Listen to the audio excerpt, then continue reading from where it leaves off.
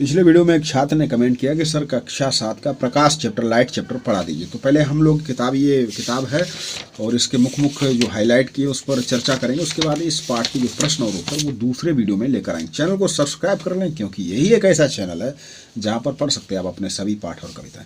तो देखिए, प्रकाश लाइट क्या बल्ब से मिल रहा और जो सन से मिल रहा, चांद से मिल रहा, जो भी ये प्रकाश के स्रोत हैं उनसे हमें प्रकाश मिलता है। तो वो प्रकाश हम तक कैसे पहुंचता है? किरणों के माध्यम से। तो देखिए, प्रकाश की किरणें क्या होती हैं? वह मार्ग जिस पर प्रकाश किसी समांगी पारदर्शी माध्यम में गति करता है उसे प्रकाश की किरणें कहते हैं, जो चलती बीम ऑफ लाइट।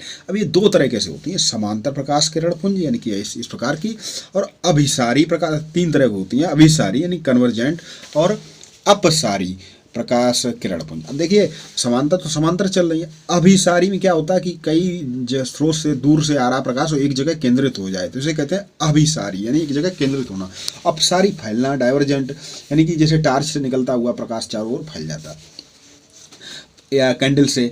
अब प्रकाश का परावर्तन, तो परावर्तन देखिए कैसे होता है? टकरा के प्रकाश वापस आता है। तो प्रकाश की किरण का किसी पृष्ठ से टकराकर उसी माध्यम से वापस लौटने की घटना प्रकाश का परावर्तन कहलाते हैं। अब यहाँ पर मुख्य बिंदु पर चर्चा करेंगे, जैसे आपको प्रश्न उत्तर समझने में आसानी रहे। अब देखिए क्या होता है कि पालिशदार चमकीली सतह पर प्रकाश पालिश रहित वाली वस्तुओं की अपेक्षा कम परावर्तित, मतलब उस पर पालिशदार वस्तुओं से अधिक होता है। जैसे कि मेज होती है, मेज को हम प्रयोग करते करते या तख्त होता है तो चिकना हो जाता है, तो चमकने लगता है। तो होता क्या है कि चिकनी सतह पर नियमित परावर्तन होता है। या फिर शीशा, मिरर, वो तो अच्छा ही माध्यम है। अब नियमित में क्या होता है? देखिए इस तरह। और अनियमित क्या होता है? जैसे लकड़ी की मेज है, अगर नई मेज है तो उसमें क्या होता है? इस तरीके से किरण किधर से आई किधर चली, क्योंकि उसकी चिकनी सतह नहीं होती है।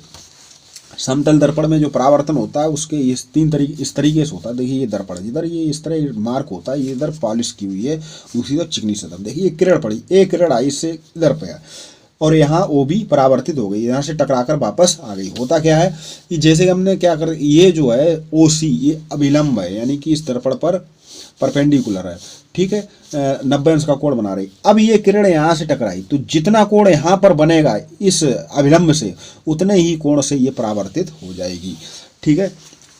जैसे अब ये आपतित कोण, परावर्तित किरण, आपतित किरण और अभिलंब, ठीक है। तो ओ ए आपतित है, ओ बी परावर्तित और ओ सी अभिलंब है। इसको ए ओ सी आपतित किरण को आई से रिप्रेजेंट करते हैं, परावर्तित को आर से करते हैं।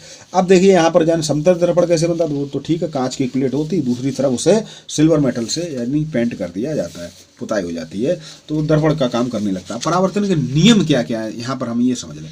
देखिए परावर्तन के नियम, ये लॉ ऑफ रिफ्लेक्शन, एक आपतित किरण होती है, एक परावर्तित किरण होती है और एक अभिलंब होता है। ये तीनों एक ही तल में होंगे। पहली बात, इसको आई से इसको आर से रिप्रेजेंट करते हैं और आई हमेशा आर के बराबर होता है। समतल दर्पण द्वारा प्रतिबिंब कैसे बनता है ये भी समझ लें।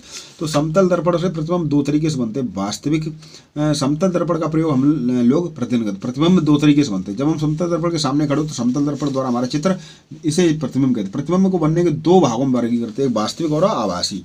तो वास्तविक क्या होता है? सदैव उल्टा बनता है, उसे पर्दे पर प्राप्त किया जा सकता है, ठीक टकरा के आता है। और आभासी, जैसे कि हम लोग शीशे के अंदर देख रहे हैं, जो हम अपने को देखते हैं, तो वो वहाँ पे हम होते नहीं है, वो केवल एक आभासी प्रतिबिंब होता है और ये दर्पण के हमेशा पीछे बनता है, उसे पर्दे पर प्राप्त नहीं किया जा सकता। समतल दर्पण से प्रतिबिंब का बनना, ये तो हमने सीख लिया। ये देखिए चित्र के माध्यम से समझाया गया, आप इसको समझेंगे। यहाँ पर हम बात करेंगे रेड। अब देखिए ये शीशा है, रेड इधर रखा तो इधर कैसा दिखेगा? इस तरीके से दिखेगा। इसे कहते हैं पार्श्व परिवर्तन। जैसे हम शीशे के सामने अपना सीधा हाथ हिलाएं तो हमें अपना उल्टा हाथ हिलता हुआ दिखाई पड़ेगा। अब ये अब समतल दर्पण की बात की, अब बात कर लें गोली दर्पण। तो गोली दर्पण यानी गोल दर्पण, ये दो प्रकार के होते हैं, एक अवतल और दूसरा उत्तल।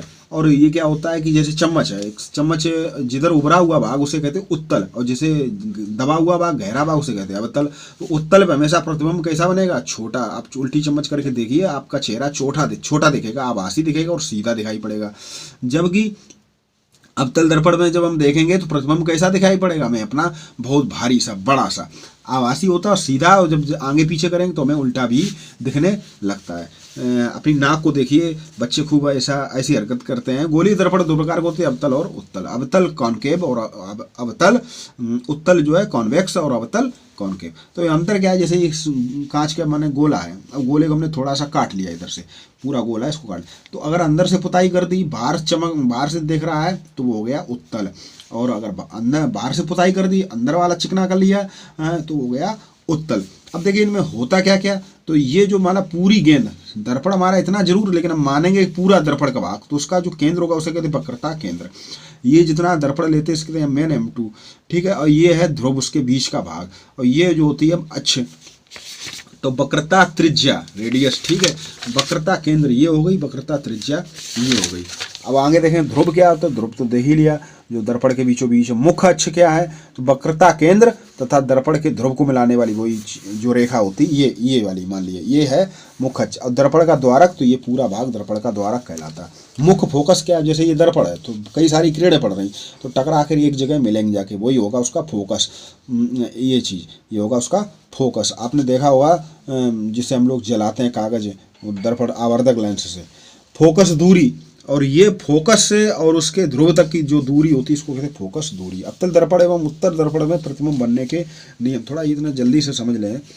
तो होता क्या है, अवतल दर्पण, जैसे कोई अवतल दर्पण, ये अवतल दर्पण, तो इसमें क्या है, मुख्य अक्ष समांतर आने वाली प्रकाश की किरण दर्पण में परावर्तन के पश्चात मुख्य अक्ष पर, मुख्य फोकस पर मिलती है। माना ये किरण है, नियम देखिए, जैसे अगर ये किरण आएगी तो ये कहाँ पे मिलेगी, जाके फोकस पर मिलेगी, फोकस पर आएगी। कहीं भी ये यहाँ भी किरण आएगी, वो भी फोकस पर आएगी, कहीं भी जाएगी ये फोकस पर ही आएगी। दूसरा नियम क्या है, दूसरा नियम ये है कि अगर अब ये दर्पण है, ये उत्तल दर्पण, उत्तर दर्पण में क्या, जैसे ये किरण आई तो क्या जाएगी, इधर वापस टकराएगी नहीं, ये अंदर चली जाएगी, और वो भी जो है फोकस से होती हुई गुजरेगी, ठीक है। तीसरा नियम क्या है, अवतल दर्पण से फोकस से होकर गुजरने वाली प्रकाश की किरणें दर्पण से परावर्तन के पश्चात मुख्य अक्ष के समांतर होती हैं, ठीक है। अब जैसे ये जो किरण है अवतल दर्पण के फोकस से होकर गुजरने वाली, अब जैसे ये किरण आई, ठीक है, यहाँ से टकराएगी और वापस कहाँ जाएगी, वापस इसके समानांतर, जो मुख्य अक्ष है इसके समानांतर हो जाएगी।